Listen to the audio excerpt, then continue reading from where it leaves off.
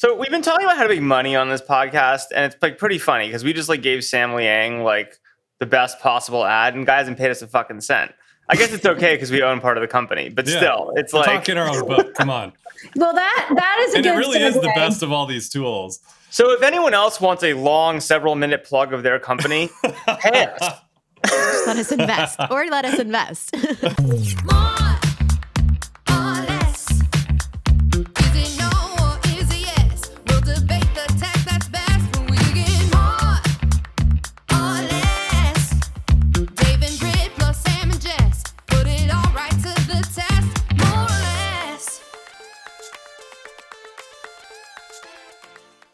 Hey guys, what did I miss? I just got back. Oh my gosh. Where were you missed you? America. I missed America. I was in Beijing and Shanghai. And then because there were no direct flights, thank you, U.S. Trade Relations, also Tokyo and Taipei. Wow.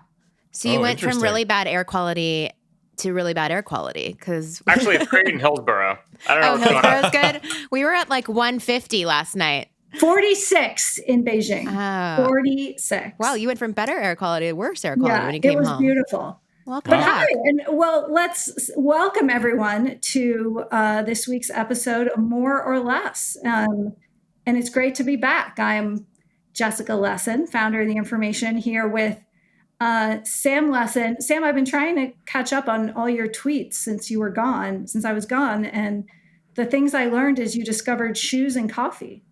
Yeah, they're both good inventions. Yeah. And energy vampires. Oh, have you guys watched this show? No, but I did. Does I it have to this do morning. with coffee, energy, vampires? No, so this is Trainer Mike is the source of all our media recommendations. He has fabulous taste. And he's like, you have to watch this show, What Goes On in the Shadows, which I'd always seen advertised on It's Always Sunny in Philadelphia, my favorite show ever. But I was like, this is not for me. This is not my type of show. And because Trainer Mike said to watch it, I watched it. I'm like 4 episodes in. It's pretty fucking funny. And it's about vampires living in Staten Island. And then most of them are like pretty silly traditional vampires.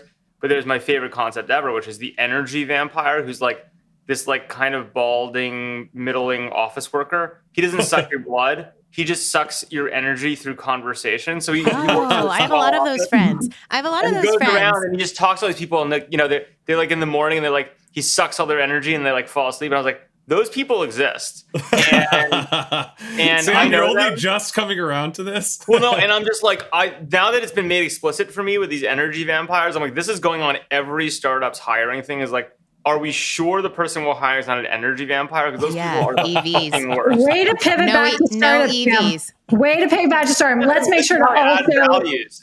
That's like what people say. How do I add value? It's like, I'm going to help you not hire energy vampires. I also like that we're 2 minutes and 30 seconds and have the first TV recommendation of the episode. So This is like the fourth Sam TV recommendation of the pod to date, too. So we should start making a list at this point. Capital. it's a slow year in venture capital. We're going to get into that. We got a lot of venture capital, a little bit of China on the agenda. But let's make sure that listeners also know that Dave and Britt Morin are in the house. You guys Mill Valleying, what's the scoop? I'm just proud of Sam's Marin County t-shirt. Yeah, Proof Labs. Proof Labs. We love Proof Labs. We are here. We are not against shameless plugs. And I actually would like to kick off with a shameless plug because so I was accompanying the Commerce Secretary Gina Raimondo, on her trip to China, and which meant that I was basically following her around as a reporter, crazed, figuring out like getting on the bus, getting on the train. Like it's been a while since I've been, in the trench. And in the intervening years while I was starting a company, it turns out that there's a lot of new technology that makes reporting way more efficient. And this was a surprise to me as a tech reporter. But I got to give a plug to Otter, which I know some of you are invested in, which is a Slow Ventures seed it is. Sam Liang, man. But I just still, that aside, no.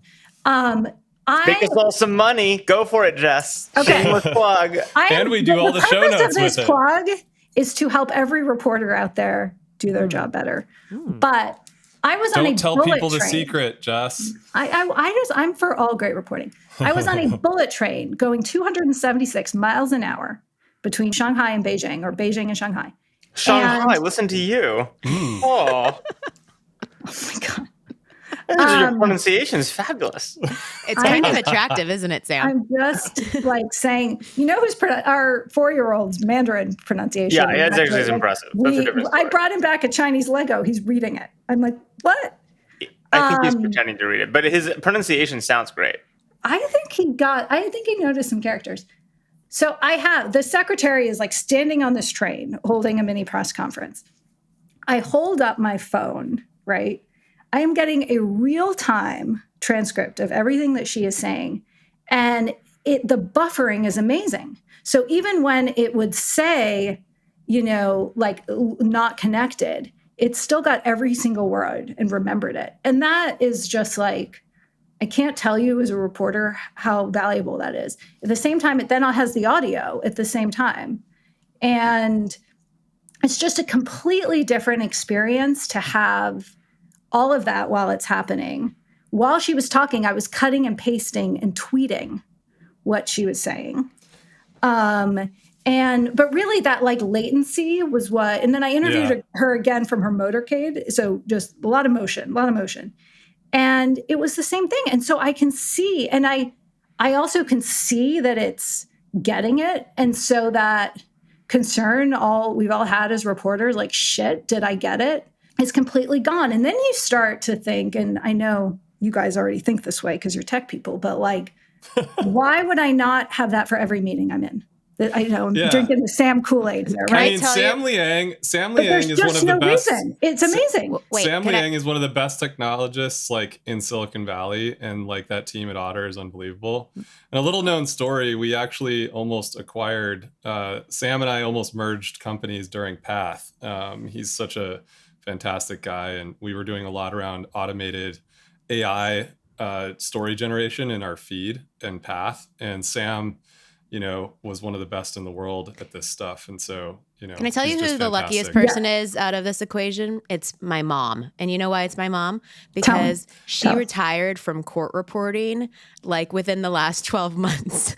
And court reporting is a job that is just gone. Like her whole life, she spent typing what everyone's saying at a speed so fast that she could follow along. And now it's just wiped out. Well, that does still exist. I mean, like, I've done, as we all have, plenty of depositions in my life. And the court reporter is always telling you to slow down, right? So Otter doesn't need that shit. Yeah, what was your favorite deposition? Look, to Jess's point, like, this was about recording everything. Like, this was, Slow Ventures, we did the seed of Otter way back in the day. And it was great because one of those contrarian, obviously into like the opposite of what everyone believes. This was like when Alexa was coming out and everyone's like, recording is scary. We don't want recording. And Sam Liang came in and is like, in the future, obviously everything is going to be recorded. And you're like, yeah, duh. Obviously everything's going to be recorded. And he's like, I'm going to do that. Right. And like, does great, that make Sam you guys Liang. feel different about like video recording of you just being constant? Like like in China, in Asia, Jess, like where there are Disney Shanghai or Shanghai, whatever we want to call it. Shanghai. Everywhere you go, you hear you are being recorded. You are being recorded. So do you feel okay with that? Yeah. And then they have face detection everywhere. So like they're tracking everybody everywhere. It's one of these. It's a classic technologist narrative. Every instance of you're being recorded makes your life better. The problem is centralizing all of that with the state. Eventually, we're all going to get fucked, right? And that's like it's the story of why crypto's interesting but challenging, and all this stuff is like it's a boil the frog thing. Yeah, recording everything, cameras everywhere. We're all safer. We're all happier. We're all better. We can fucking find shit. Life is great. But like you centralize all that power, eventually the state takes it. And eventually we're going to end up in a pretty dystopic future. But the problem is every step along the way, you're like, yeah, that's awesome. Yeah, that's awesome. Yeah, that's awesome. Until the frog is boiled. I will also say, and I don't know if you guys are interested in this, but I was. So, and I'm not a political reporter or DC reporter, right? But there's this concept when you're covering the president or a senior official of the pool report. And what it basically means is they're not going to send every reporter to every engagement, but you kind of take turns being on pool duty where you produce for everyone not just the notes, but you actually like write through it in a way that it's like a very, very bare bones article. And then you share it. And only after you share it are you clear to then publish. So if like the New York Times is the pool reporter here, or CNN is the pool reporter here, and it's actually like on one hand, a cool collaborative reporting culture. But it also makes no sense because like you could just stick a microphone or you could just stick Otter. And so all these reporters were like busting their butt to issue the pool report super fast. They didn't trust me with the pool report. And that is then like the official sign that you can report on something. But it seems like another thing we could just kind of like make super efficient. And I guess it already is. And actually the pool report would send through like the summary and then the audio. So we've been talking about how to make money on this podcast, and it's like pretty funny because we just like gave Sam Liang like the best possible ad, and guy hasn't paid us a fucking cent. I guess it's okay because we own part of the company, but still, it's like talking our own book. Come on. Well, that is a and good it really is segue. the best of all these tools. So if anyone else wants a long, several-minute plug of their company, pay us. Just let us invest, or let us invest, or make reporters more effective. I mean, help. Yeah, I mean, it is a great product. The best products you just want to talk about. It was just, guys, that latency, like the sheer terror when you think your thing is like not recording as a recorder. Oh, kind of like last week's episode when we thought we lost the entire fucking thing because like Riverside didn't record it. That was true. Wait, Jess, will you ever write a negative article about Otter? Because then it is a tool you need to use. So it's like a catch-22. It's very easy to separate those things. I have no problems writing negative articles about companies that deserve them, even if I like their products. Fuck up. Yeah. Yeah, okay, but Sam. it's so good. And like, man, a lot of potential. Sam. Okay, Sam, you brought up investing. I hear you had some thoughts this week about investing. You want to summarize them for the group and then we'll I was doing what I do, which is bullshitting with other venture capitalists in the pool house. Someone came over to visit me, who's kind of younger at a firm. Wait, somebody came to the pool house? Yeah, the pool house is like people come to the pool house. I've had several well-known venture capitalists in the pool house in the last week, and some founders. You know, there's a sauna, there's a spa for those that are interested. It's a whole setup. But yeah, but so this junior, more younger VC was, we were just bullshitting, and I was giving him my whole spiel about how, basically being an investor in Silicon Valley is kind of being like having tenure in the startup community, right? Because you kind of, it's the weirdest job, right? Like you get paid no matter what. Like you have fees coming in, like sure, after a few funds, maybe they trail off, but like it's really hilarious to be in a high risk environment, putting high risk dollars in that are feast or famine, knowing in the back of your head that like, unless you truly do something completely awful, you're kind of guaranteed to get paid for 10 years, right? Now, you're not going to get paid a shit ton unless you're right, but you're going to get paid and pretty well. I think everyone listening to this pod knows, but just in case you don't, the venture capital business model is you get management fees on top of the funds you've raised annually, usually around 2%, something give or take. Per year. 2.5. 2.5. And now you do have to like pay these back before you get into carry. Yeah, so you don't, that's the important thing is you're basically in actuality, you're kind of borrowing against the money you're supposed to be making eventually for your LPs. But should you not ever make that money, right? Which, as if you follow this pod, many of us believe a lot of the venture capitalists will not make that money. You're kind of just getting paid for showing up for 2.5 years. I'm sorry, 2.5% for X years, for 10 years, a long time. And it's really hard for it to go away. And so you end up in this position, I think it's very much like tenure, where like you're a professor, right? You're going to get paid by the university. You're pretty hard to fire you. Et cetera, et cetera. And the post I was saying is like, I think this is a really interesting system. It's easy to knock it, right? It's easy to be like, this is fucking terrible, blah, blah, blah. But it has some interesting good properties, just like tenure, which is it allows you to take bigger risks, right? It allows you to kind of explore weird shit that doesn't pay off, like with your time. Like it allows you to do a broader spectrum of things because you have the safety that like your job isn't going away tomorrow or next quarter if you don't immediately perform, right? And I think that's actually generally good. The downside to it is that because there's no KPIs in venture capital really that are short term, and you're wandering around and you have tenure and you can't be fired, there are two big problems. One is it's really easy to waste a shitload of your own time without realizing it because no one's really holding you accountable to that, right? And two is I was saying to this younger VC, it's like you have all these young people that have gone into VC, right? And look, total time flexibility and control of your schedule and tenure, super fucking hard to go back to working 1,000,000 hours a week in an operating company, right? It's like very dissonant, right? Because the lifestyle is, and the control is like so good. Like tenure is a great lifestyle, right? And so I was saying that's the risk, I think, for venture capitalists, especially young VCs, right? Is especially young VCs with small funds that might not be able to raise the next fund. They're in this extremely long-term relationship, right? That's hard to get out of and hard to change.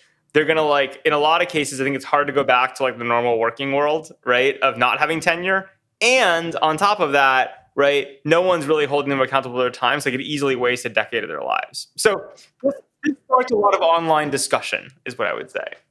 So what, well, Dave and Britt, what do you think about this as VCs who benefit from management fees and the dynamics around them? The thing I hate about VC, and Dave and I have been talking about it for several weeks. I've even lamented about this to several other female. I don't think VCs. It's a hate. Okay, it's not hate. It's for my personality type, and after having been an entrepreneur or even been in like a major, a company, like you're used to looking at daily metrics to know if what you did yesterday changed things today. And then you like build off of that for the next day. And you are getting feedback constantly if you're good at something. And like the thing in VC is it does take many years, maybe even 10 years to know if you're good at it. And so to Sam's point, it's less about like maybe it's wasting your time if you're not good at it, but it's like waiting for the results. It's like you took until you have the results, you have no fucking idea if you're wasting your time. And so like I think the feedback cycles take so long that what it made me think about was like, is there a proper age to be a VC? Like you would think like, okay, Dave and I talk about this sometimes, like maybe in your like 40 to 50 is kind of like the golden era maybe for venture because you've like gotten 20 years. 40 and 50. How did you pick those dates as the golden era? But then there's like John Doerr and like all these incredible people who are like, much older than that are like the sage monks of venture. And like, they're probably like, who do you think is best? Is it the 30-year-old? Is it the 60-year-old? Is it like, is there an era that's the best? I want to hear what Dave thinks. Oh man, this is such a deep well. Sam, do you have a comment? Well, I want to make a quick comment, then you comment. But I'd say Sam comment when I give you the mic. Go, Dave. Big firms have a problem, really want to hire people in their early 30s, right? Like their view is that if you've had a successful career in your 20s, you're super networked then, you have all the energy, you're not a fucking burned out 10-year old professor. And so they're kind of, I think the big firm's belief is that like 30 is the right age. Now I'll shut up. For a partner or an associate or a principal? Partner. Really? Well, at least that's what they told me when I was leaving Facebook at 30. They were recruiting you to be a partner at 30. Yeah. That's so few years of actual experience, though, to me. Like, I don't know. But you have the network. Dave. That's what associates are for. I think one of the reasons we're talking about this is that a lot of things are up in the air around this right now. And there's a lot of change going on. And Sam, I mean, as you rightly pointed out, the model of the last decade is likely over. And so there's also, I think, some questioning going on in the community around what's what and what, right ways to think about this. I guess I'll respond by a few different frameworks. The framework that I've always loved is less, professors and tenure and more, are you choosing to be a Jedi or a general? And, there's like this famous scene in Star Wars where Darth Vader just walks into the boardroom and just like joins the meeting. And to me, that's always been the image of venture capital in my mind, that the Jedi can just like roll into the boardroom and join the meeting and put some opinions in. And the generals all just kind of look at him like he has no idea what he's talking about. And then on occasion, you have to use the force to make sure that your opinion gets heard. You just choke them out if you don't like them. So the VCs are the Jedis and the generals are like management? Yeah. And I say this because Sam's right. Like the great trade-off is one of extreme control over one's time and ability to, kind of choose your own adventure on any given week. But with that comes great responsibility. You don't have the, you don't have the structure. And Britt's absolutely right too. Like, I think the hardest part for venture has always been, what are the leading indicators? And I think Sam's got a really strong point that if you don't spend time thinking about frameworks for how to have a compass in the short term, I think you can get very lost. And the best of the best, I think, find ways and find metrics that are leading indicators. We talk about this quite a bit amongst fellow GPs, but one of the things is, are the downstream, is the next round being led by firms that have great track records, right? Like that's one of the famous leading indicators that people look at. Is the rate of is the rate of growth in employee count, not too high, but not too low, right? And there's a whole bunch of different leading indicators that you can look at. But I will also say that even when you're looking at that, having now done this for over a decade, and Sam and I could kind of probably riff on this for the entire pod today. I'm just figuring out whether or not I was good 10 years ago. And it's kind of shocking. I look at the data set and it's really kind of shocking how wrong that we were about what was working in the short term. Man. Yeah, I mean, well, whether it was Bannerman or not, I mean, there's many things that in the first 3 years, you're like, wow, this is going really super well. And there's all these up rounds and blah, blah, blah. And then it, doesn't work out. And the ones that do work out are kind of like finding money in your ski parka a lot. Like I had this really funny company that I invested in because one of our LPs way back 10 years ago told me to take a look at it.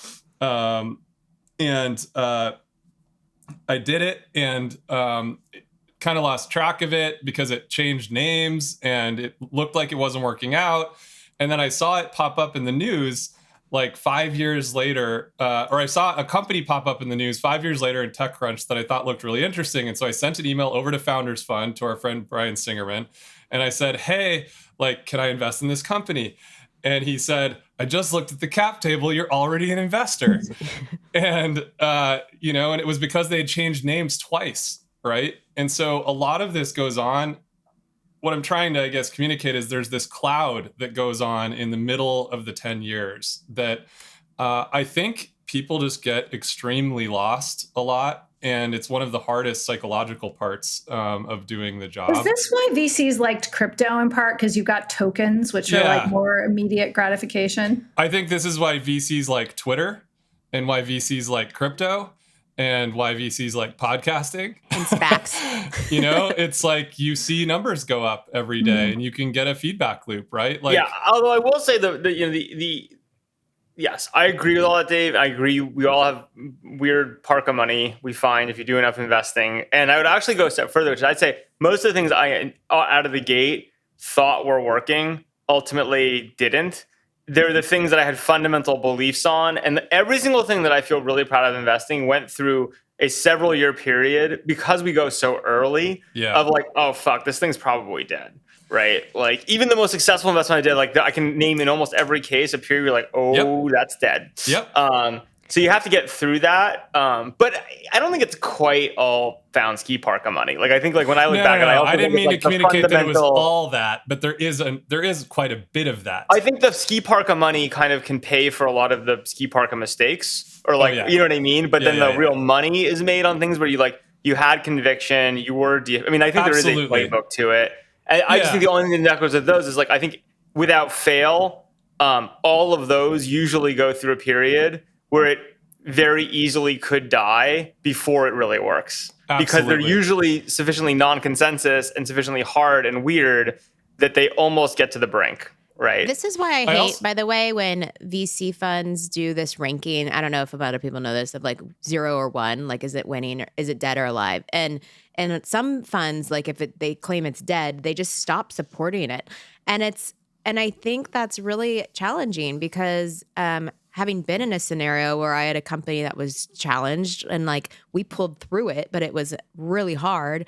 And like when your investors just abandon you during that period, it's really extra hard. And so I get that there's like only enough energy to go around because because there are energy vampires in our lives. But like I guess Sam, like, you mean and capital? Well, like I'm not saying support through checks. I'm saying like, okay, get in the trenches with me and help me figure out this problem, or like I need to do a big layoff, and like, you know, some investors will just abandon you during those time periods. And yeah, because money's scalable and time isn't. I would say like understand. I would invest in a fund that basically took all the zeros and said, hey, any VC fund of a certain quality, if you want to sell me your zeros at like 10 cents on the dollar, they're not dead yet. Like these aren't like dead companies. They're just your zeros. Zero fund. I love this. So wait, we've got this is the second fund we've invented and in the 2 weeks. 5-day-a-week fund, right? Yeah. 5-day-a-week fund. And by the way, a 0 5-day-a-week, that's a separate fund too, right? It's both a zero company. Like it's because I think you're right, Britt. These totally exist, and it is the problem is, again, money's scalable, so you might be able to support them financially, but not with your time. But I totally, if VCs actually were willing to put their money where their mouths were and say like, this is a zero, right? I'll sell you my ski parka money. Yeah. I'll sell you my ski parka money, 10 cents on the dollar. Someone could do really well picking those up, right, before they're dead. Can I bring up something that happened this week, which was, The Information had a story about Social Capital looking to offload some of its companies. Oh, ski parka money. And, my first, wait, Sam, we're going to call it the Ski Parka Fund. Guys, you've had Jackson Hole, cards connected to your credit card for, the last decade. And you don't even wear ski parkas. But I'm going to let you run with this. Going to let you run with it. Is that because Sam skis in only onesies? Yeah. Basically. You probably have every once in a while I find like $100 in a ski jacket. I get it. I just don't, it makes no sense. But no, because we give the kids money for lunch. Their cards also are attached to this. No, they don't always work. They don't always work. All right, Jess, what's your question? M&Ms. Okay, so Information reported Social Capital looking to sell a chunk of a vintage of a fund.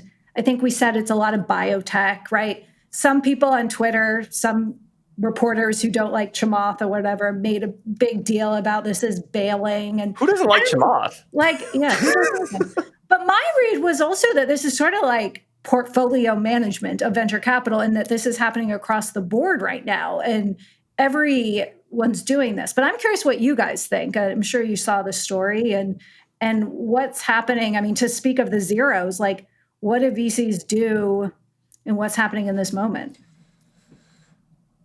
I think that there has been, due to the market conditions of the last 2 years, you've got a market where raising LP capital is extremely difficult. People are looking for, the ability to put some points on the board, right? And so this is just smart investing, as far as I can tell. And most people that I'm talking to are doing the same thing when they have the chance, right? Like whether it's proactively going out and, finding some liquidity in the portfolio on older vintages, or whether it's you've got really amazing up rounds happening at certain points in your portfolio, and maybe taking some of the chips off the table so that you can return some capital back to your LPs. I think that's the driving force right now, is that the ecosystem's kind of locked up because there's not enough liquidity moving around from the GPs to the LPs. And so people are trying to do right by their LPs and get some money back in their hands so that they can redistribute. Well, plus these are all basically, think about these things as like LPs, let's pretend they have a 10-year appetite for funds. 10 years ago is 2013, right? That's when all this shit started really happening, right? And so Chamath was kind of early in this stuff.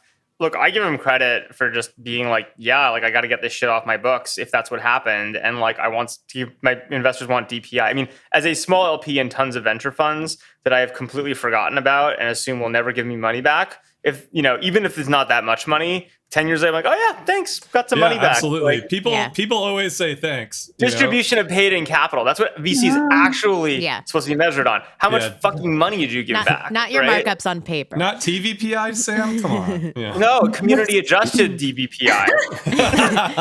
But I will say we've also had a noticeable amount of secondary firms. This is the most insider pod of all time. We've had a noticeable amount of secondary firms reach out, even just to Offline, who's a young firm, to try to buy positions. And so I think there's just a lot of interest activated in the network to try to. But those markets are all so shitty. Oh, right? I know. I'm not saying. One of the problems is there's all these brokers that run around and we have secondary interest for $5 in blah, blah. It's still mind blowing to me that this is a thing. Yeah, I mean, it really. This goes, by the way, crypto. How is this not crypto? That's like the question I've always crypto. thinking. It's like, There why should is be this not markets for crypto? this shit, but there isn't. And like, so you have these terrible brokers that sit between VCs and everyone else that are super non-transparent, and no one knows who. And it's incredibly hard to transact, right? And I actually think it hurts everyone. Right? It does for sure, 100%. So people know this is like you raise your VC fund with your LPs. The fund's been going along, chug, chug, chug. And then a secondary broker will come in and try and get a piece of the fund. Certain position. Well, either a piece of the fund or certain positions in the fund. So this is important for founders to know about too, because if your VC sells off half of their position to a secondary random broker firm, that's weird to keep them on your cap. Like, it's just, maybe it's weird, maybe it's fine. Like, I think it's fine. I think there's been a stigma against it. I think founders don't know about it. Like, I don't think most entrepreneurs understand that this happens. Well, it depends on how the shares are. I mean, this part of why the market is so messed up is because a lot of times people say, I have interest for this stock at this, private company blah. And you're like, okay, cool. I'd actually transact with you if you had a real offer there. And they're like, cool. We need to talk to the CEO and all the financials. And by the way, what are the transfer restrictions on these shares? And you're like, fuck, I'm not going to go through that. Right. No. And you're talking about secondaries and companies. I thought you were talking about secondaries and VCs. Well, that also exists as well. Yeah. And we've had some pretty funny situations around that where people are like, oh, I'd like some liquidity from my LP position. We're going to try to sell it. We're like, we don't want some random person getting our updates. Why would GPs give LPs the right to do that? They try not to. Yeah, they try not to. But by the way, there's also now LPs trying to buy stakes in GPs, which I think is the other very interesting thing. If management fees are one honeypot of venture capital that you don't have to do much for, just selling a stake in your GP also seems like a huge win. But then selling the GP is really interesting because the question is, what's the buyer valuing? Are they valuing the cash flows of the fees, or are they valuing the upside? And there's some interesting public examples, including TPG, of how different people split the upside of funds versus the actual cash flow of them, right? Yep. And value them differently. So this is a whole other morass, to say the least. Well, so what I'm hearing is all this uncertainty we've been talking about every week in the market is obviously translating to a lot of uncertainty at the fund level too, both in terms of the economics, the talent. I mean, is there anything else you guys are seeing that ways the ground is kind of shifting in firms these days?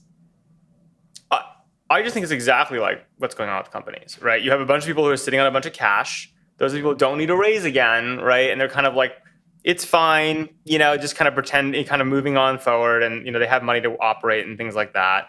I don't think funds have really cut costs yet, really, but I bet they will. There are some cutting costs, I think. And no one has a clear direction. What are the costs? Like travel, coffee? No. Humans. Humans. Yeah. Cutting services, basically, right? I mean, Sequoia just had a mini bloodletting. I mean, it seemed more. It's hard to say whether it's talent or cost related, but. Yeah, and I was going to say we I think Founders Fund did a smart thing with they cutting their fund size. They cutted their fund size. That's just smart, right? It's surprising to me that more people, to Sam's point, aren't just being straightforward about this. This is the market, right? And I think a lot of these folks that are running really big funds are kind of staring down the pipe right now and saying to themselves, I don't know how I'm going to return this, right? Totally. Some people, I was speaking to some people this week in the pool house who have very large funds, and they were saying in confidence, look, I wish I had a fund half as big as I actually do, or a third as big. But the problem is, again, tenure. They haven't called the capital yet. Why don't they just not call it? I mean, they haven't called it. You can't call. There's a difference between calling and cutting the fund size. Not calling it is you still are kind of someone wrote you a $50 million check. You have to spend the $50 million. Now, could you actually go back to? They'd write you 50, and they've given you 10. Yeah, it's an interesting question, Jess. If you could just go back and these people put their, all these people are complaining about their funds being too big. If they could put their money where their mouth is and just change, because it changes up the whole fund model, though. How much you're investing in companies, what percentage you're doing in different sectors. Blah, blah, blah, yeah, but if you're not doing any investing, I know. But if they've already deployed part of it, then the model is on this train that they set out for. I actually think this is how you connect this conversation to the beginning of our conversation, which is that when GPs are talking to LPs, a lot of what you have to talk about is how you think the world is going to play out over the next many years. And you have to kind of look into the crystal ball and tell people this is how things are going to go, and it's going to stay this way for 5 years to 10 years. And we all know this doesn't happen, right? Like Sam and I went into a fund together one time, and the strategy that ended up returning that fund wasn't even part of the LP conversation at the beginning of the fund, right? Like we made a mid-flight change to the strategy, it really worked out. And I think what happens is people get stuck in these 10-year cycles, and they don't go back to the LP, and they don't say, hey, like there's a better strategy now and we should adjust things. But Dave, there is a good reason for that, which has to do with how long it takes for returns to happen. It's not just that people don't have balls. It's actually that like the first several funds you raise in a row, like you're basically going to LPs and be like, the LPs are like, did you do what you said you're going to do, or did you change your strategy? Are you too like all the way down? I know a good example of an early fund that's a crushingly good fund, but they basically immediately violated in their first fund exactly. They did something completely different than what they said they're doing. Now that fund is going to do spectacularly well because they did make a good bet with the money, but it was so off what they promised that it was really hard for them to raise the next fund because everyone's like, you guys are just all over the place, right? So you need like a lot of gravitas to change strategy. An example of a thesis would be like AI. Like, is that like when you're talking your thesis of how the world plays out? Like, no, it's like we're gonna do this many checks at this scale in this strike zone with these properties. The people work in the office 5 days a week, whatever. You're like, oh no, it's a three day a week company. We want to invest in it. He's in a pool house. Oh, he changed his strategy. Got it. Okay. Yeah, Dave, thank you. I love your desire to bring us back to coherent themes, and I appreciate that very much. So I think with that is a good insight into venture. So can I tell you guys a little bit about China for a second? Yes, please. Specifically we were AI? hoping you would. Because, so I was on this sort of, press political Wait, what thing, was this exactly? This was Secretary Gina Raimondo was going to China, one of a series of cabinet secretaries, to try to stabilize relations. We don't go to war eventually. And she brought along a whole troop of you, or what was that? She brought me, but no. Well, I flew myself. Thank you very much. Well, I saw some photos of many people. Yeah, in the room, there was a press I'm just pool. wondering, who was all there? Yeah, so there was a traveling press pool of 5 people, and probably a ton of cameras and photographers and stuff. And this was where other dignitaries. And then she brought her team of 10 people from commerce and so on. So we were following her in meetings with ministers and watching, one side speak for 2 minutes, 2-minute translation, the other side speak for 2 minutes, 2 minutes translation. This is diplomacy in action. But I think, I'm not the expert on the political dynamics, but I just got off the phone with a senior business leader who closely follows this. And he's like, I think the trip was well received from the perspective of tensions had gotten so bad between the countries that there wasn't even communication anymore. But this is the type of trip, to give you an example, the news out of it is establishing working groups. It's establishing export information sharing services. So, China can ask why we blocked chips from this company, but not that company, and that sort of thing. So, but it was pretty cool, pretty well received. It ended, I have to share this picture, but with a press conference in a Boeing hangar, right? You think you're on the set of some movie, right? These things are so scripted, so, but it was cool. I was in a Boeing hangar. Yeah, I thought you were in Top Gun or something. Yeah, I didn't feel like I was in Top Gun. Movies aren't being produced right now. I had been on that bus for so long, guys. But again, Otter makes it easy. But I think probably most interesting to our listeners of this pod was I snuck away and met with some investors and entrepreneurs. And one of whom, and for reasons related to the tensions, I can't say who it is, but he told me about a meeting, I think it was a couple of weeks ago, where over Saturday and Sunday, entrepreneurs from kind of more mature Chinese internet companies, as well as newer ones, gathered to talk about the future of AI in China. And this is so interesting because if you guys have been following, one of the things that Secretary Raimondo's done is she said NVIDIA, you cannot sell your most advanced chips, your H100s for AI to China and other things too, but basically blocked the export of advanced semiconductors. And this is China's Achilles heel. I mean, they produce and manufacture a lot of things, but advanced semiconductors is not one. And I want to plug a book called Chip Wars, which is, I just started an amazing history of the US semiconductor industry, the Taiwanese semiconductor industry in China, and how they're all connected. But so anyway, this has left Chinese internet companies with kind of a problem. And this gathering was talking about that, and specifically like the cost now. So Chinese companies can't buy H100s, but they can buy H800s, which are like the deprecated, slower version that NVIDIA is allowed to sell them. And they're like $30,000 each, right? Like the amount of money that you would need, I think I said $500 million US, right? To really get at a scale where, they can build a large language model. And there's a ton of activity. Like there are several people who are doing this in companies, but there was also the sense that like in the same way in mobile, you had Android and iOS, neither of which were developed in China.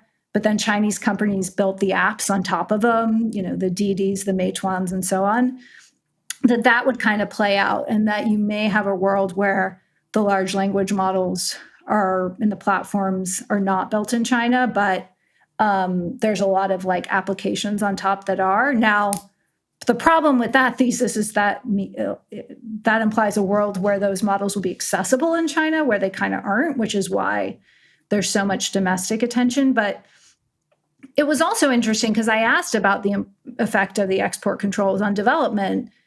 And the guy said, people are trying to figure out things like train part of the model in China and then like export it to Singapore and then like train it on H100s there and then like export it back. Now, this explains like why the government is targeting potentially cloud computing providers that do that kind of interchange. Wild. But like that just showed me how crazy and kind of mind-boggling this race and kind of war is right now. Like it's being fought on so many levels. There clearly is like the technical talent, I think, in China to really move the needle on AI as a technology. But, the export controls are having a real impact.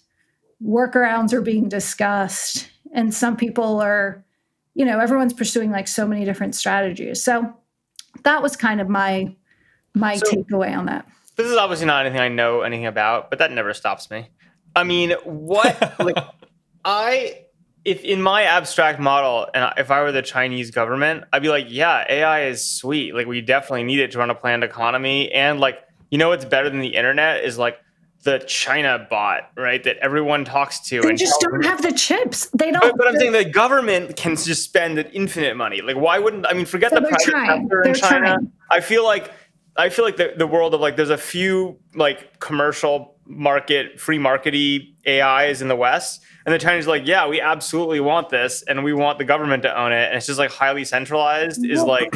Isn't that true as well? Like I saw a list, somebody, I won't say who, but showed me a research list that had every single large language model in the world on it and the number of parameters. And like the top 3 are all Chinese.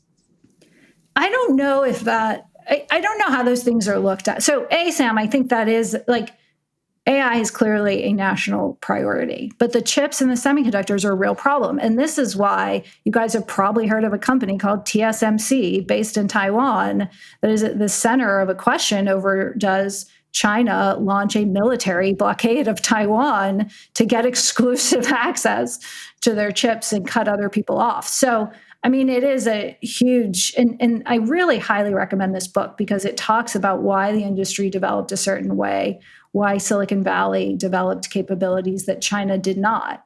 And I think this is, whether you call it a miscalculation or a fact of history or reality, that they don't currently have this capacity. And it's not trivial to develop. And it's not a question of like, and I'm learning so much about chips and not even close to an expert, but there's like, China's great at manufacturing. Manufacturing is producing lots of copies of a thing.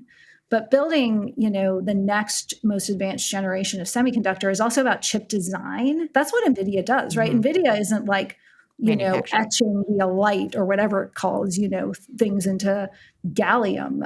It's like there's so many variables. And so you can ask 5 people about China's prospects to build advanced chips and you'll get 5 different answers. Like there's really no sense. But do they need to be on the absolute cutting edge, or they just need to be at scale, one step behind copying? Yeah, that's a great question. And I think that gets to the question we talk about so much on the pod, right? About AI and like where the value is going to be, how quickly things will get copied, and so on and so forth. I tend to agree with you, Sam. Like I think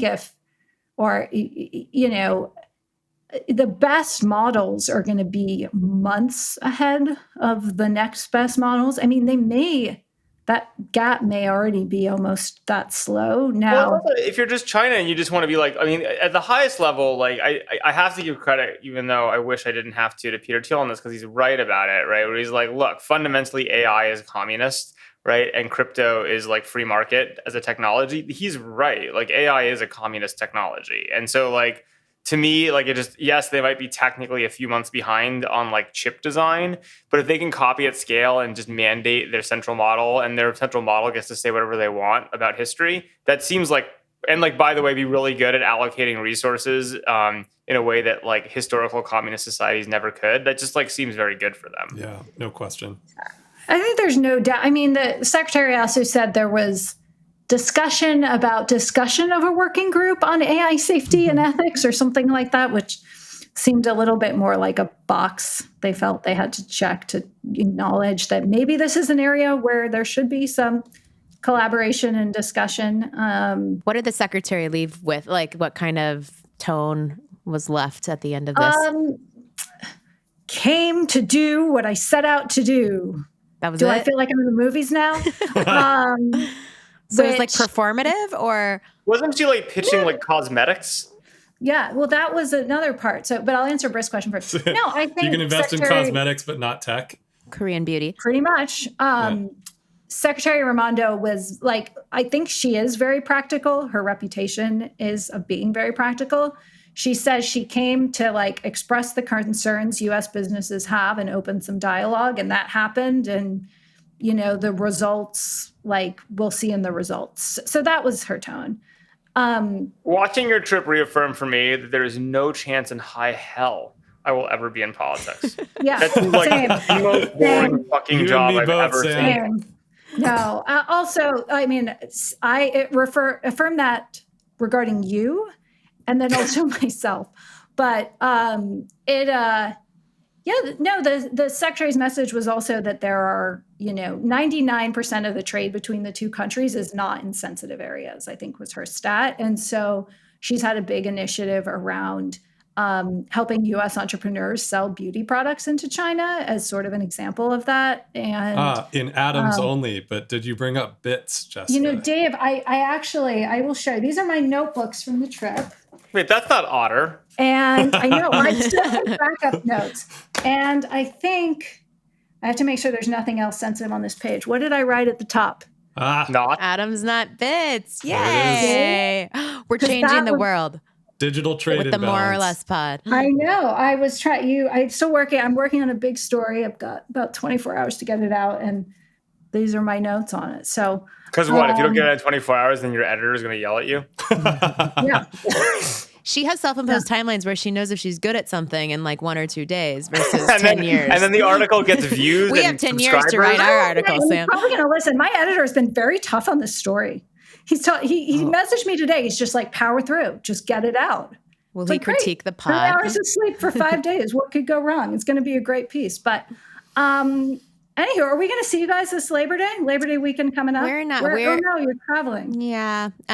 We're traveling with the fam, but we will be back in a couple days. So you're abandoning our coast for the East Coast. How? We were just on the East Coast for 10 weeks. The AQI. This is wildfire season starting in California. So, we got to go where the air is clear. I don't know. It seems pretty clear today. Well, I hope you guys have an awesome Labor Day weekend. I feel like Labor Day happened a while ago, and it's stop by the pool house on your way to the airport. It's right here. Good to know. Now my new agenda item is to go to the pool house and hang I now out. I have entrepreneurs stop for a sauna before getting on international flights. Great. And I drive them to the airport. It's a service. That's a service? It's a service. Is there a button for that on my People phone? ask, as slow ventures, what services do we provide to startup founders? And I'm like, well, we have the best airport lounge in California. Mm-hmm. And a livery service to bring you to your international flight. Livery. Look at the Lesson household. Well, let's make sure to thank all our listeners. Thank you guys. We are so excited to see our numbers are growing every week. The feedback is coming to the back channel. I've been listening to other podcasts on my international journeys, and they all say write a review. So it means a lot to ranking. Sam Liang, you better fucking write a review. Yeah, if he doesn't write a review, we're ditching Otter.ai. We're gonna find whatever the competitor is. Write a review, the Chinese. Send a text message. It's nice to hear from you. No, but Dave, we need them to write the review. Just write a review and give us 5 stars. Well, but it's good to get the feedback. Guys, can't we just use a VPN and write our own reviews? Isn't that what you do? Well, can we use an AI bot to do this from multiple accounts? Okay. So if you see our reviews jump from like 100 to thousands, you'll know we accelerated our AI thinking with the pod. Write us a human-generated review. Say hi. And we'll see you next week. Have a great Labor Day, everybody. Bye, guys. Have a good Bye. one. If you enjoyed this show, please leave us a virtual high five by rating it and reviewing it on Apple Podcasts, Spotify, YouTube, or wherever you get your podcasts. Find more information about each episode in the show notes and follow us on social media by searching for @MoreOrLess, @DaveMorin, @Lesson, @JLesson, and as for me, I'm @Brit. See you guys next time.